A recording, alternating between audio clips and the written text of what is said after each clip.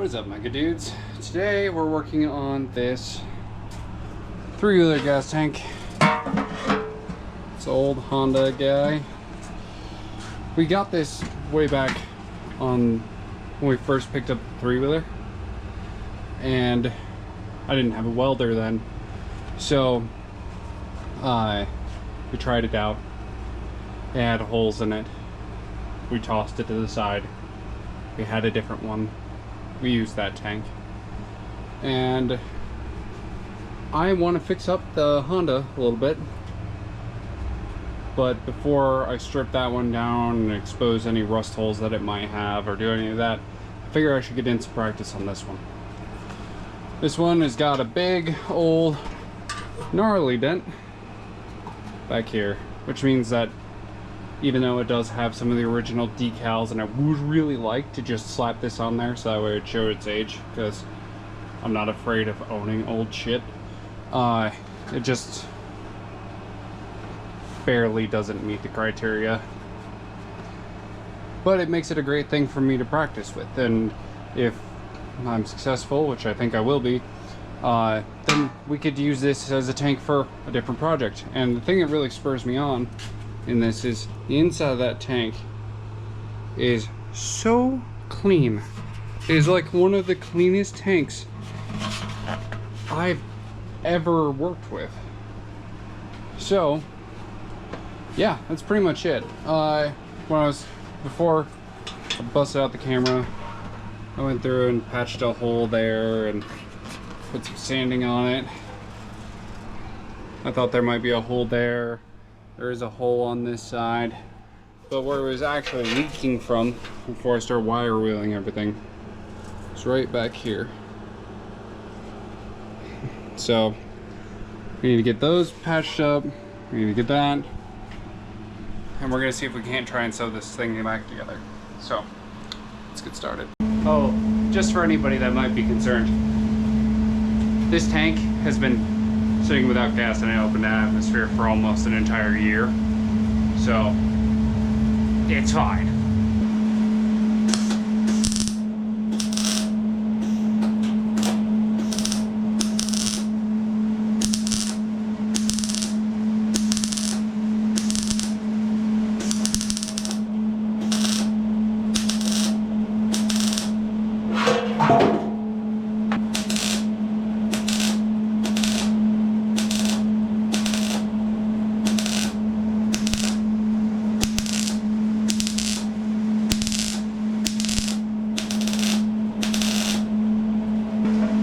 Here's what I'm looking at.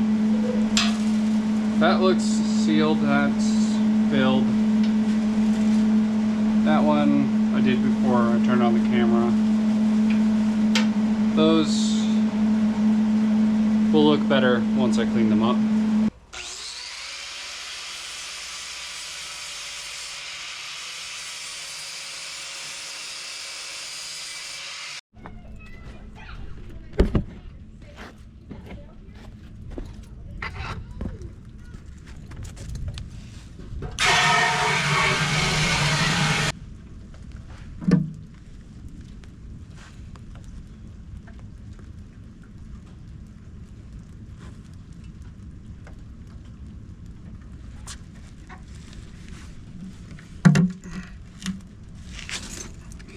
Well, I couldn't expect it to be perfect on my first try. So we need some more here, apparently. Alright, I got overzealous with the grinder and I messed up this entire back section underneath the tank. And so I've just slowly, pass by pass, just free-handed that whole little section thicker. Now I've been staring at this for a while. It's completely full, and it looks like I just have one little pinhole left. I wish this camera would focus. It's right there.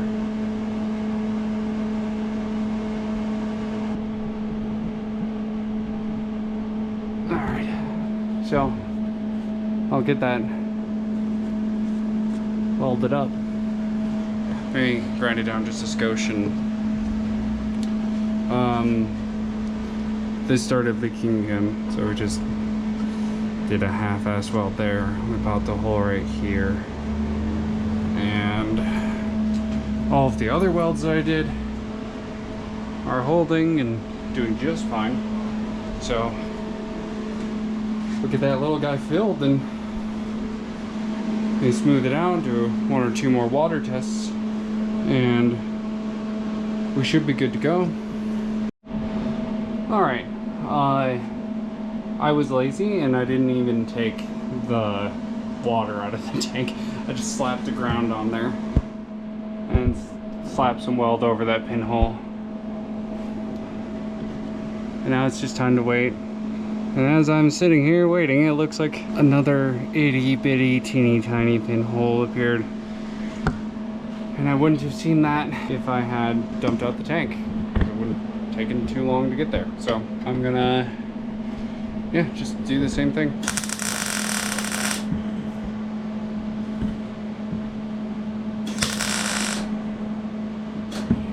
All right.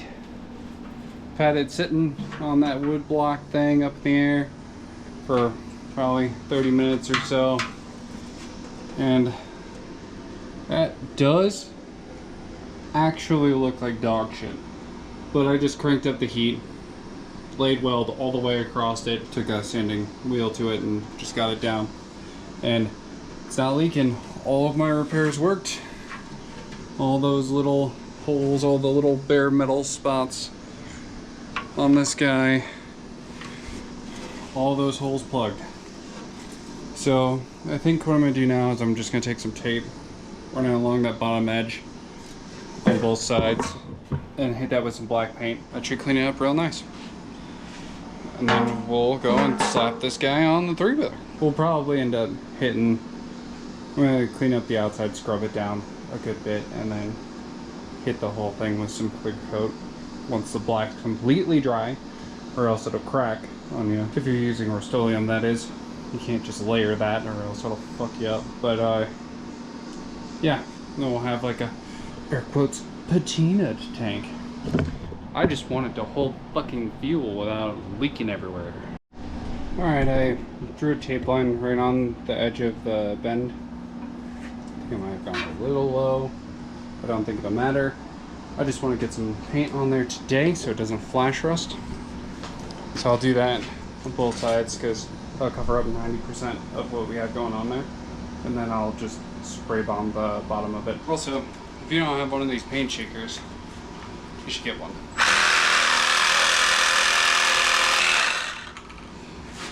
It shakes it a lot more efficiently, makes it spray out a little bit smoother.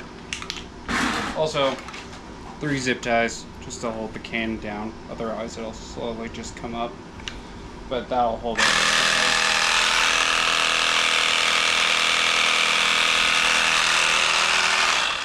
Alright, so I guess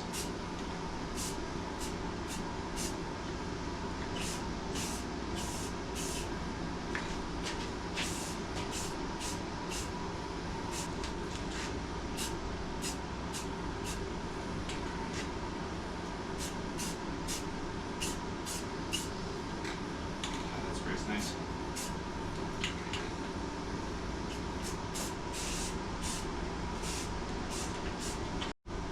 Alright.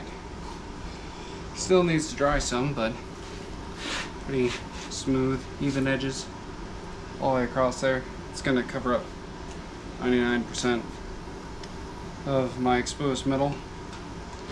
And I just hit those areas. Left a giant thumbprint in there because I picked it up wrong before I turned on the camera. But I don't think that looks awful. And I do like the fact that it follows the body line of the tank. And it's more than even enough for me. Honestly, I'm a little impressed with myself. I think it looks good. So, as soon as that fully cures, we'll just hit it with some real high gloss clear coat. Alright, so since the last little bit I did, I went and I took like a less aggressive Scotch-Brite pad. I went over the entire tank and then washed it off and did that stuff, and all in an attempt to try and bring back the red color to the tank, because it's super sun bleached. But I did all that, then I hung it up, I hit the whole thing with some clear coat. It's not perfect, and if you can look real close, there's one side of it I accidentally put a little bit too much. That paint shaker really makes it spray evenly, and then it makes clear coat, in my opinion, a little bit harder to shoot because it's harder to see. Well, none of that matters. I don't know, I'll probably end up cutting that out. But yeah, I got it clear coated, and here's what it looks like.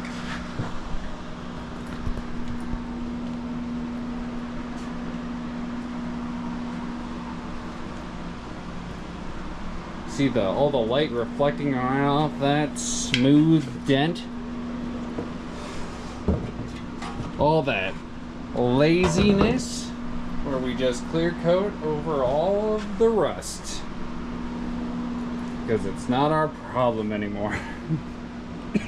I believe that's called patina. Yeah, I even went as far as to like hit the bottom,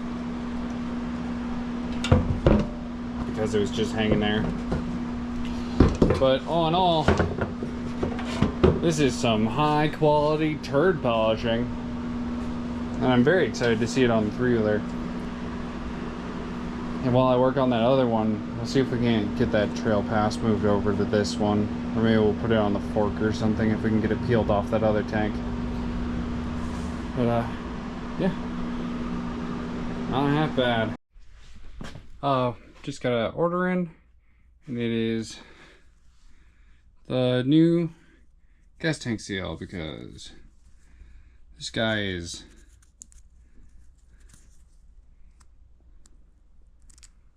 falling apart. So yeah, it just peels up around these guys.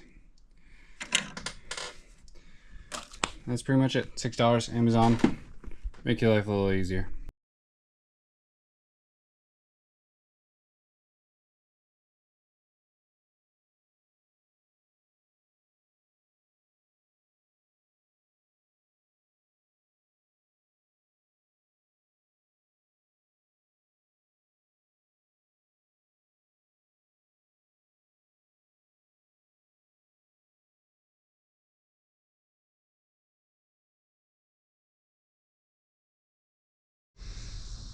Alright, we got the gas tank slapped on there.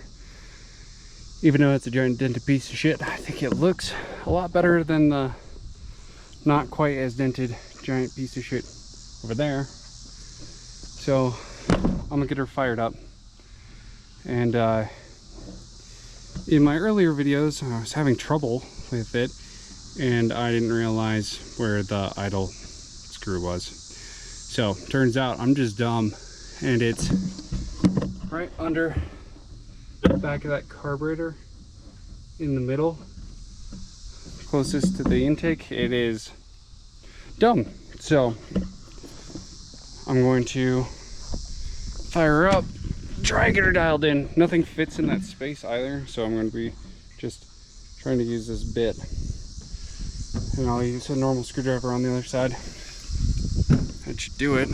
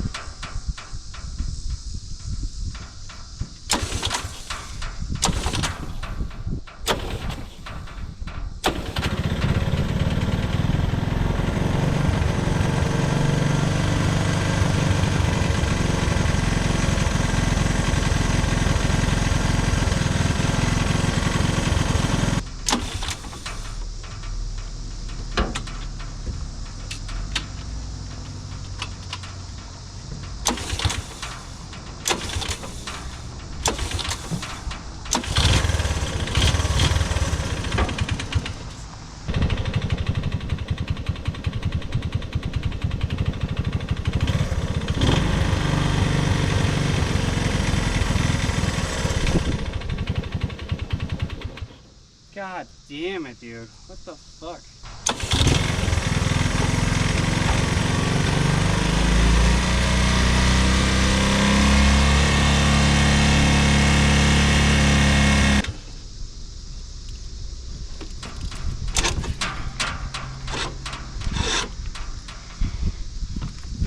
Fucking kidding me, you piece of shit! God fucking damn it! Alright, so I tore my hair out, absolutely lost my shit, came back out here and stared at it. I said, these starters are awful and terrible, and I would never ever buy a fucking pull start machine, no matter what brand it was, ever again. And then after very thoroughly losing my shit, I had what I can only refer to as a supreme moment of clarity. That clarity coming in the form of, this is a decompression cable that feeds in through here. That grooves into this slot on the fucking stupid piece of shit ring, which coincides with this spring. So that way the decompression cable can snap back and forward, right? And that realization was ultimately, I don't fucking need any of that shit that keeps seizing this goddamn motor stuck and stopping the starter from working. It's all because of this. So if I just don't use the decompression, I don't have a starter that constantly gets stuck. And I don't sit here and scream and kick and get angry and throw shit around for no goddamn reason. So I sat down and went through and turned in the fuel mixture, or the screw on the side of the carburetor, all the way in, 2.5 turns out, fired it up, adjusted my screw down here, which I'm very certain that's the fuel mixture screw, and that one's the, I don't know, I'm getting it backwards and messed up. Either way, I got the carburetor roughly set to where I think is good. Now, all that's left is for me to fire it up and test it.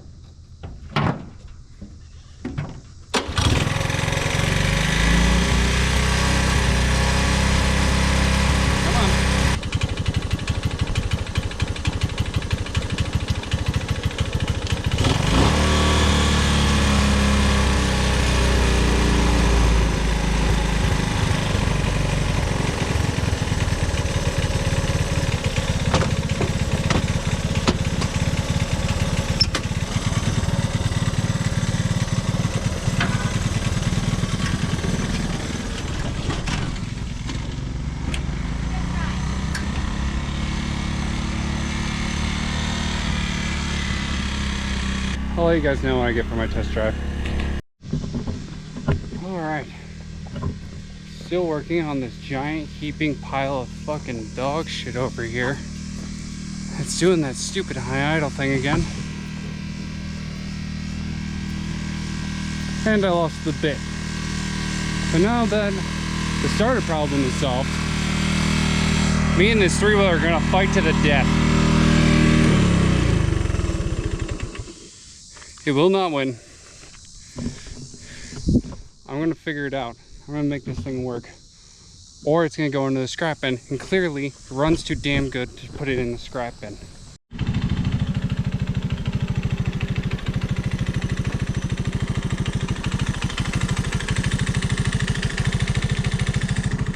That is about as good as I can make it idle. It's shifting fine, and it's starting okay. Fuel mixture screw is supposed to be, there's the ink on my lens. Fuel mixture screw is supposed to be 1.5 turns out. At least that's what the internet says. And the idle screw is supposed to be 2.5 turns out. So the mixture screw on this machine wants to be 2 and maybe 1/4, maybe a little bit less.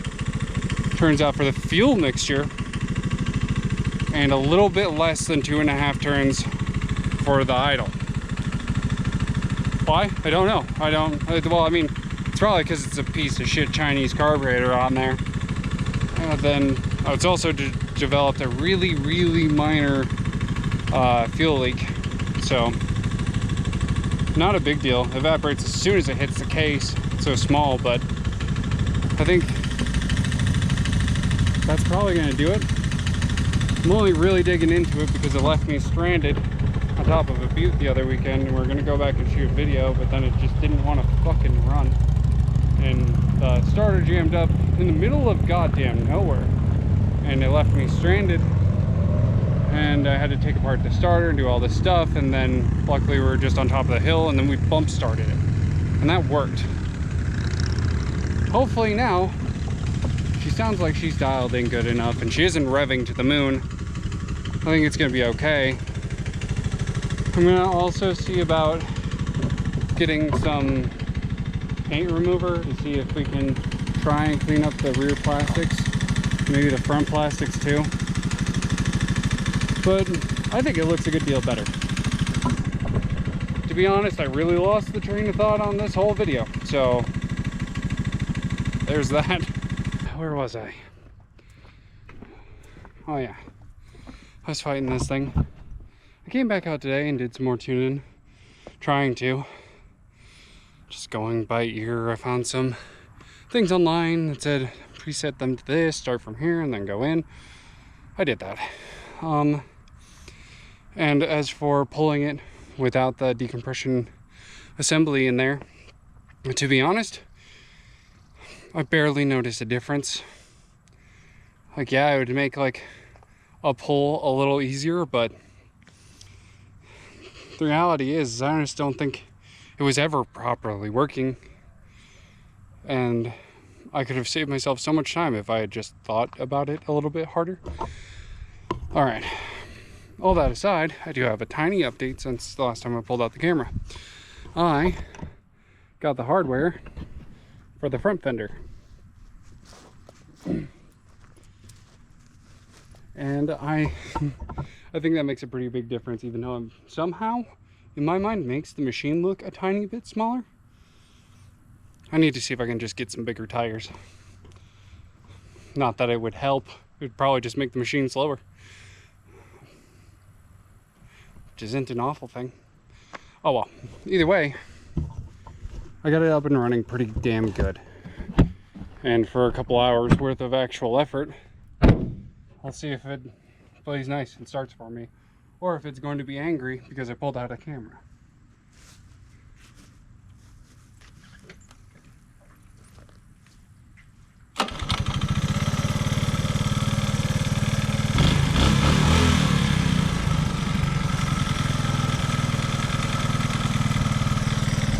Idle's still high. It's still a bit wonky. I think I've hit a wall for my limitations for how much I can physically do with that really cheap carburetor. I think tonight I'm probably gonna look at Go Power Sports and see if I can find a different style of slide carburetor for it. I'm not gonna order it right away, but we'll see if there's anything that matches up or works good, because I think fuel delivery is a big problem. That, and underneath the flat cap right there on the motor, there's a timing chain tensioner. I tried to do that. It did quiet down most of the chain slap noise that was coming from the inside of the cage, which is good. And I think I do think it's sticking a little bit. So I'm gonna get in there, and